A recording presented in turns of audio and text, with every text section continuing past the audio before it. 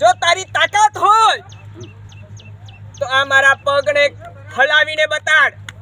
જો મારા પગને હલાવીશ તો સીતા તારી, અને જો પગને નહીં હલાવે તો સીતા મારી.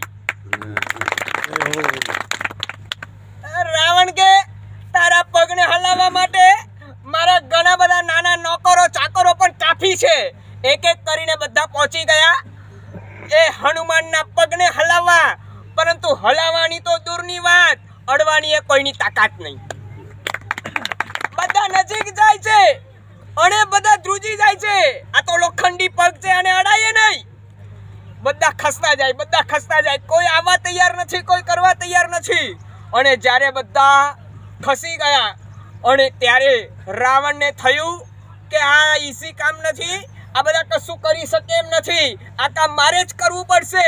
અને ખાલી હનુમાનના પગને હલાવવાથી જો સીતા મળતી હોય તો હમણાં ને હમણાં પહોંચી જાવ.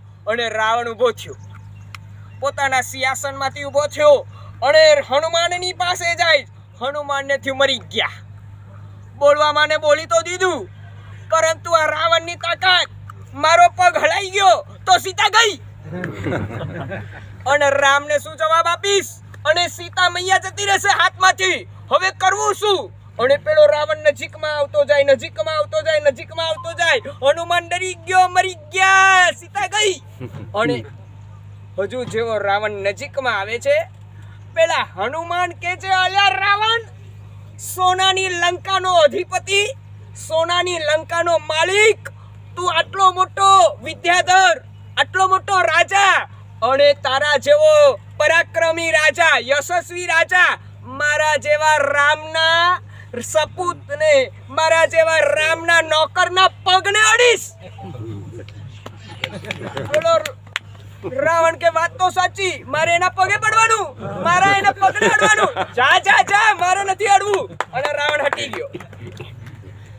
આ તો ખાલી વાત છે ભાઈશાળી, તમે કઈ સમજ્યા? અહીં ખાલી પ્રવેશ થયો ને આચાર્ય ભગવંતનો, અને તમે બધા બેઠેલા હતા અને બધા ઊભા થઈ ગયા. અને ઊભા થયા એટલું જ નહીં, એક એક કરીને વારા ફરતી બધા ગુરુદેવને, આચાર્ય ભગવંતને પગે લાગ્યા. આ બતાડે છે કે તમે બધા નમ્ર છો, રાવણ જેવા અહંકારી નથી. હા, આ બતાડે છે કે તમારા અંદર વિનયનો ગુણ છે. આ બતાડે છે કે તમારા અંદર સંસ્કાર કેટલા જબરદસ્ત છે. આ ખરેખર આ ઉંદરા ગામનું ગૌરવ છે કે તમે બધા આવા સંસ્કારી છો. હા, કહેવાનું મન થાય કેવું અદ્ભુત તમને ગામ તો મળ્યું, પરંતુ ગામના વાસીઓ પણ કેવા અદ્ભુત તમને મળ્યા છે. હા, આ રમેશભાઈ જેવા મહાત્માએ વાત કરી, આચાર્ય ભગવંતે કેવા અદ્ભુત અભિગ્રહ એમને લીધો. તમને સાચું કહું, તમારી પાસે પૈસા હોય ને ત્યારે તમને મન થાય કે હું પૈસા ખર્ચું. પૈસા હોય ને ત્યારે તમને મન થાય કે હું દાદાનો દરબાર બનાવું, મંદિર બનાવું. પરંતુ જે સમયે આ રમેશભાઈએ સંકલ્પ કરેલો કે મારે આવો છરી પાડતો સંઘ કાઢવા છે, તે વખતે સાચું કહું એ રમેશભાઈ પાસે કોઈ પૈસો હતો નહીં.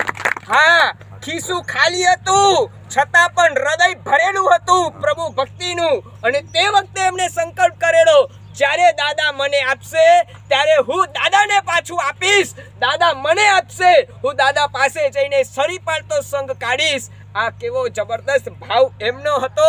અને એમના જ પરિવારના આ બંને આચાર્ય ભગવંતો